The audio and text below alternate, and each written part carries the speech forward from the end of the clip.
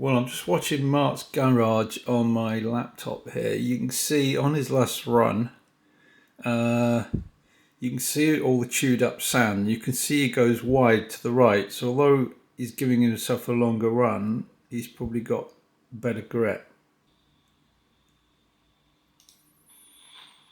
Right, you can see the beach it's pretty wet as well.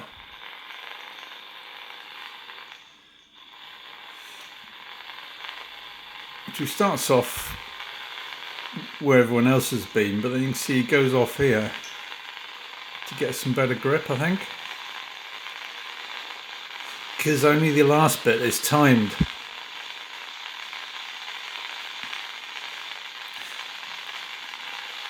Yeah, you see he's going as close to the flags as he can. This is his last run.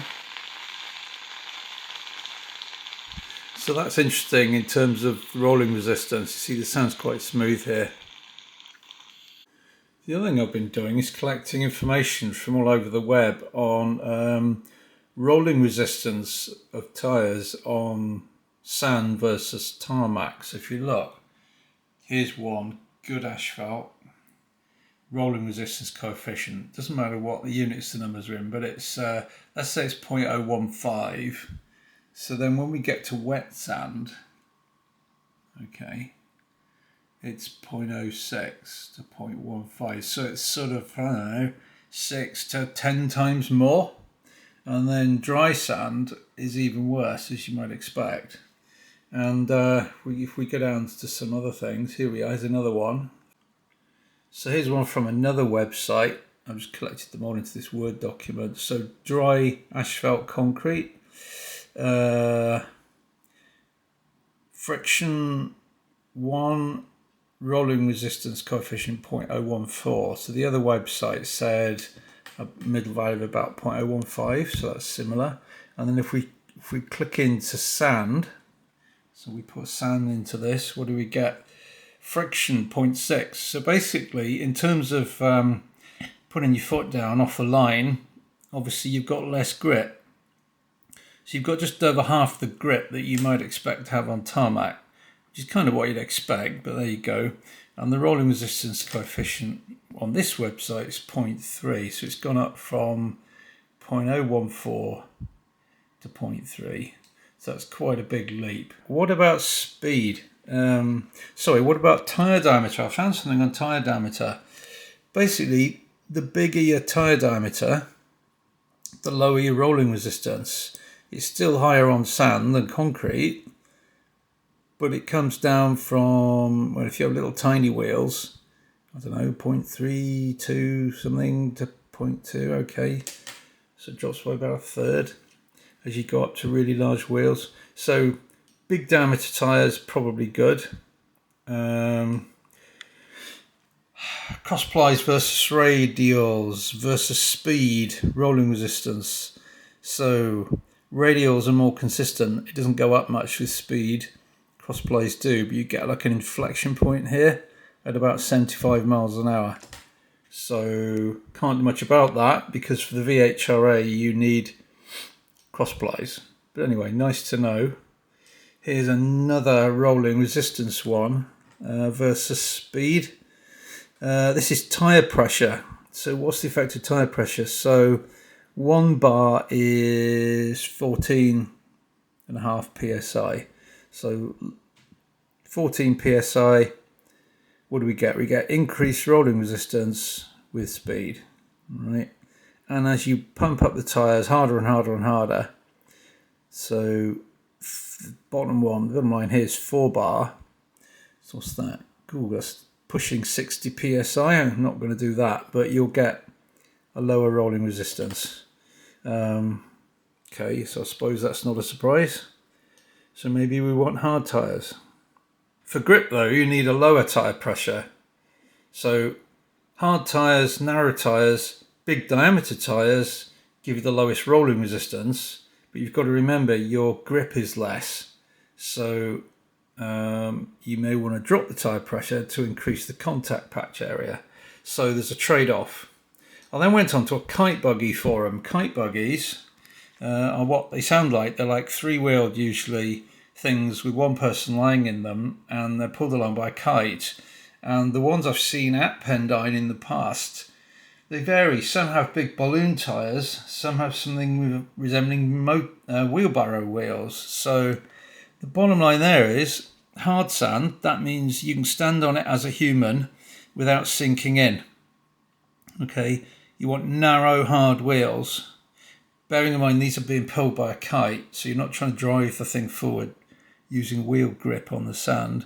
Soft sand, wide wheels, or soft wide wheels even.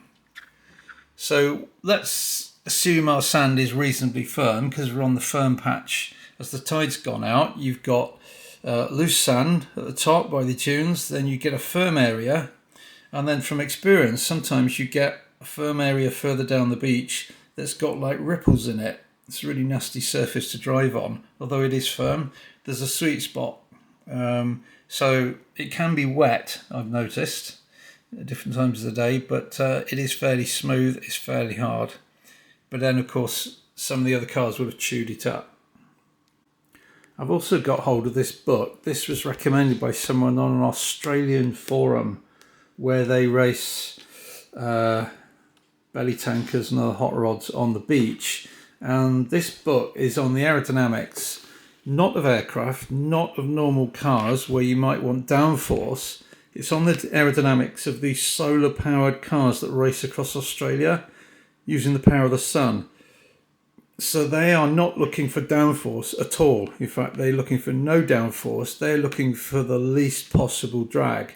So when you're looking at a belly tank on Pendine sand, and you look at the aerodynamics, this kind of book is more relevant than any of the other aerodynamic books that are out there, which tend to be race cars and road cars, and you tend to want a bit of downforce on corners. Now, it's an interesting book because it does have maths in it, but it doesn't matter if you don't want to do the maths, because the general principles of these cars are sort of described and the general approach. Now, one key thing is, right at the beginning, if you take a torpedo shape, i.e. a belly tank, if you get it down really close to the ground, in free air, under the wing of an aircraft, it's very low drag. Bring it down to the ground. If you get close to the ground, you could get up to a 50% increase in drag.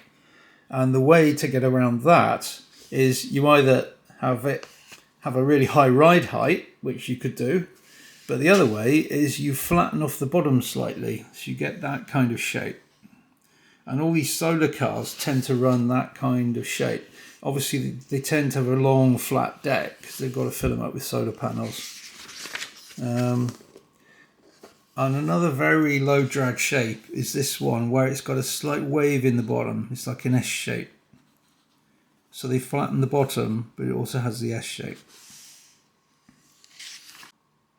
So here's a kind of comic drawing of how the air flows over a normal car.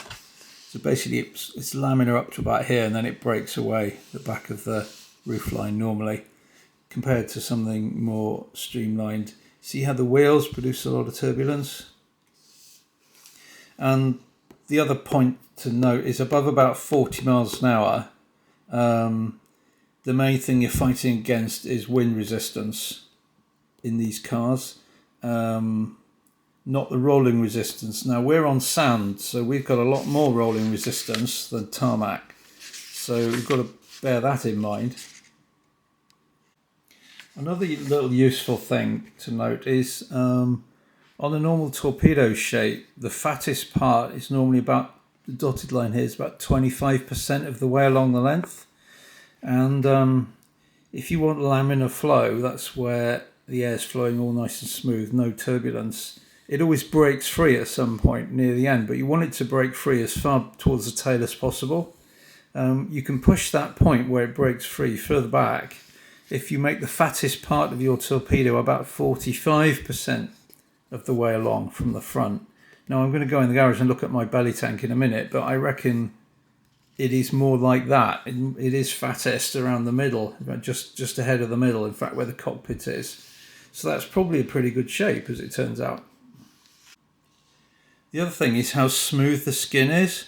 The guys who make these solar cars, I mean, they have drag coefficients way lower than even the best road cars.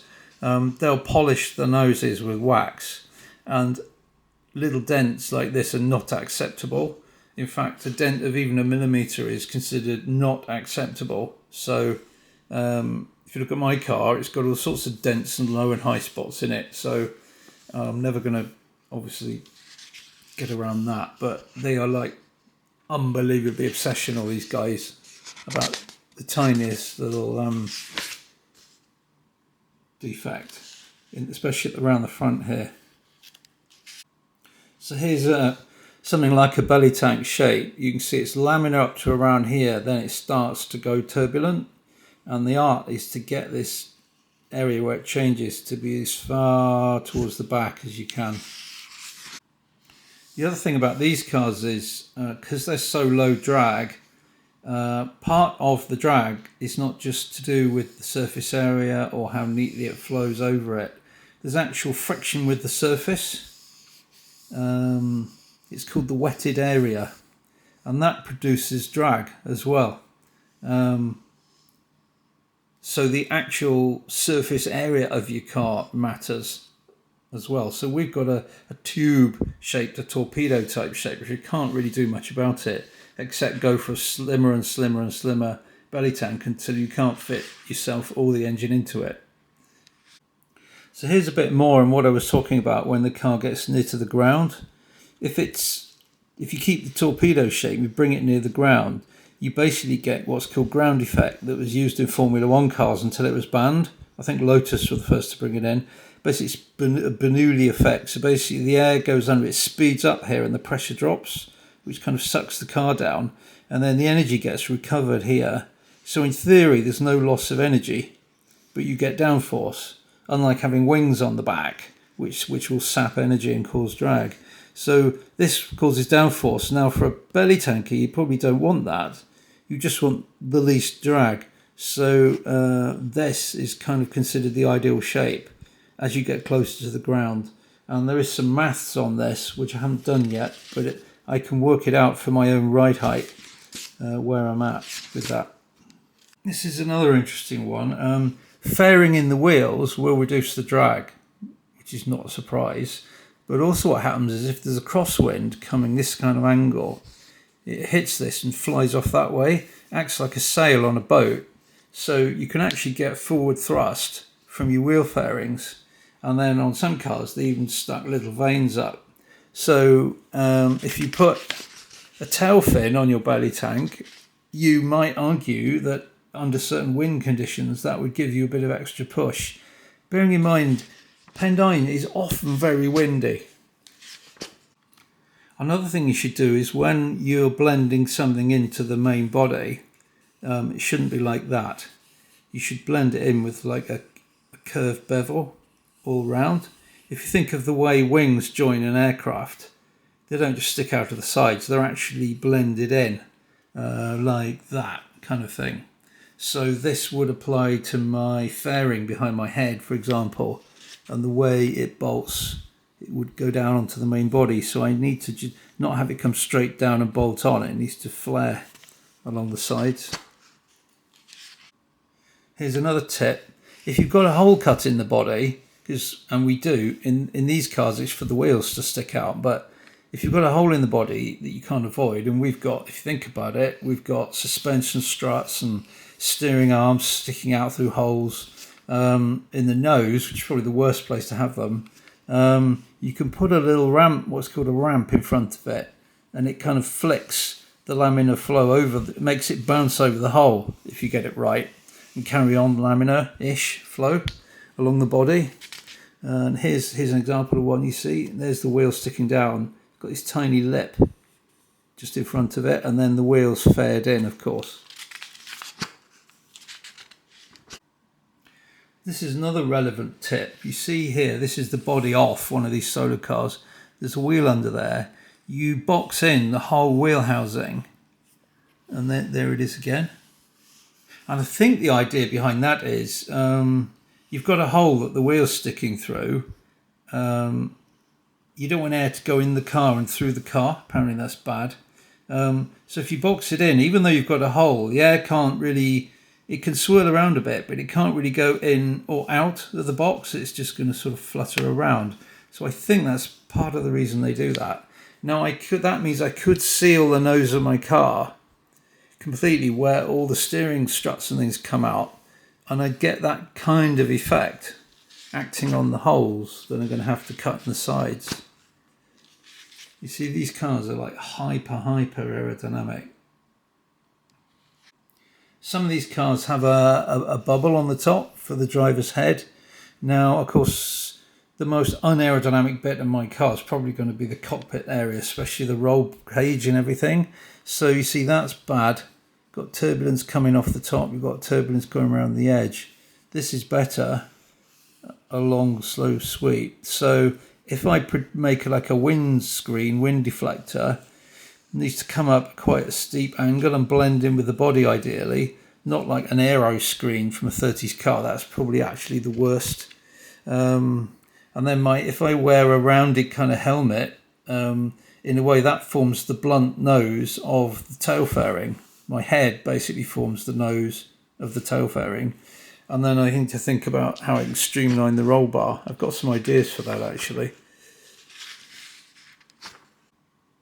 So here's a very aerodynamic, I think it's a battery electric car from the 90s, but you can see that's a modified kind of torpedo belly tank type shape. It's got the slight S curve in the base.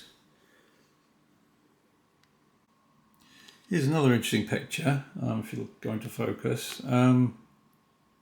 Having flat wheel sides on the inside and the outside on the belly tanks, traditionally done with aluminium, is a good thing. It's probably even better if you fair in the whole wheel actually like this. But I'm not going to do that. But it's just worth noting. So how am I going to put all this into practice? Right, well, looking at this, what have we got? We've got quite wide diameter wheels, especially at the back, so that's good.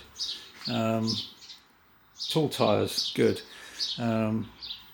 Wide tyres, they'll get you up skimming along the top of the sand quicker.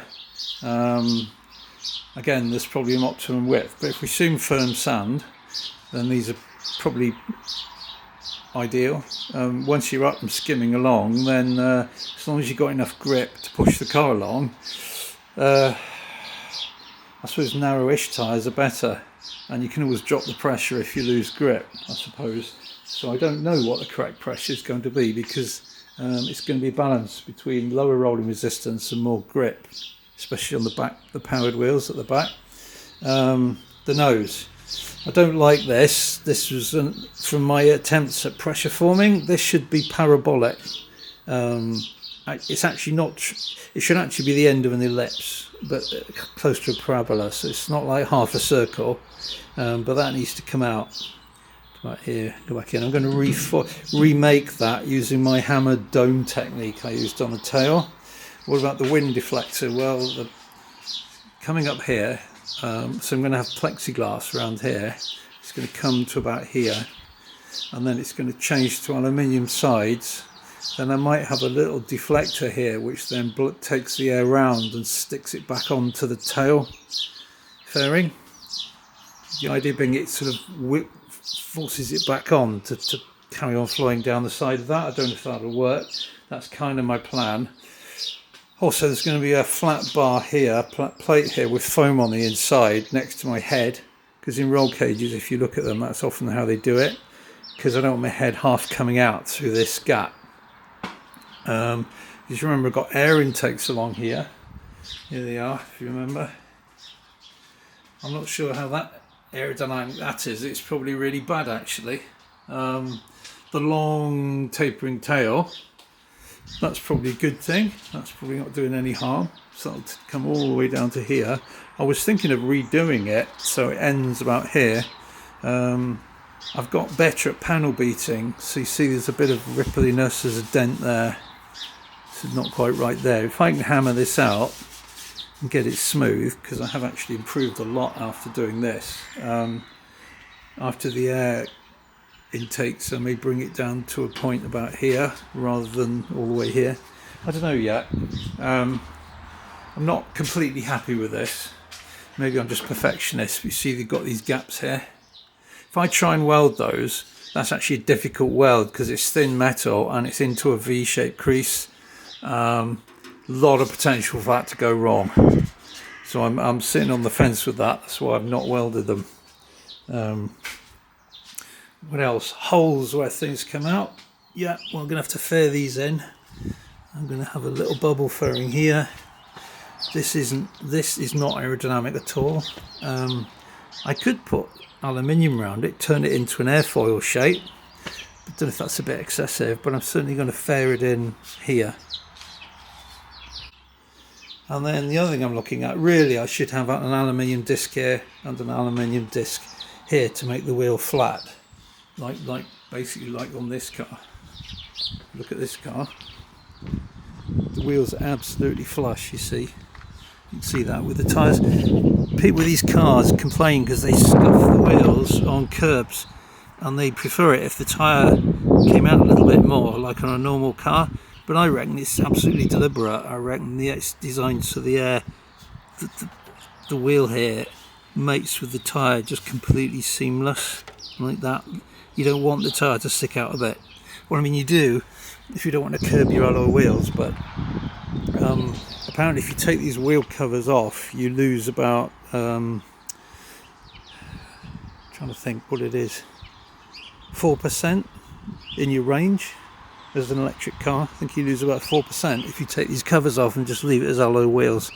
So if you converted that to drag, I don't know, would it give you a few more miles an hour at the top end? I don't know.